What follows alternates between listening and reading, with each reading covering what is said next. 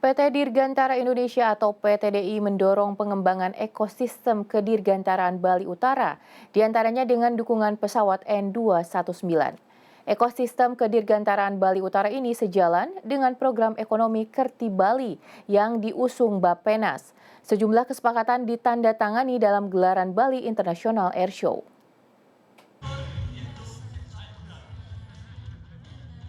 Transformasi ekonomi Kerti Bali merupakan salah satu langkah menghadapi tantangan ekonomi global serta memastikan keberlanjutan ekonomi Bali. Hal ini merupakan bentuk penerjemahan arahan Presiden Joko Widodo kepada Badan Perencanaan Pembangunan Nasional atau Bappenas untuk mendukung transformasi ekonomi Indonesia sebagai bagian penting dari agenda pembangunan. PT Dirgantara Indonesia sebagai satu-satunya industri kedirgantaraan di Asia Tenggara mendukung program transformasi ekonomi Kerti Bali dengan mendorong pembangunan ekosistem kedirgantaraan Bali Utara dengan memanfaatkan produk pesawat terbang N219.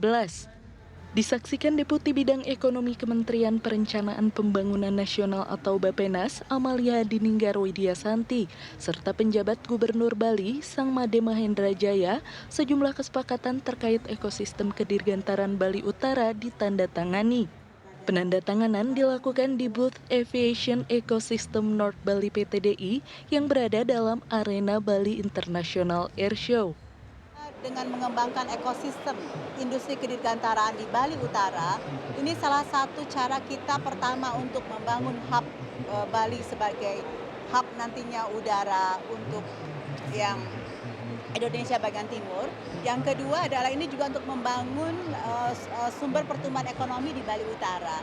Nah nanti mengapa kita katakan ekosistem industri kedirgantaraan? Karena kita tidak hanya bicara mengenai pesawatnya, tetapi termasuk pesawat, training center, kemudian ada juga MRO, maintenance and repair and overhaul, tetapi juga ada nantinya ekosistem lain yang dibangun yang tadi ditandatangani MOU-nya. Jadi perjanjian yang ditandatangani diantaranya antara PTDI dengan PT Indo Aviasi Perkasa terkait pembelian 2 pesawat N219.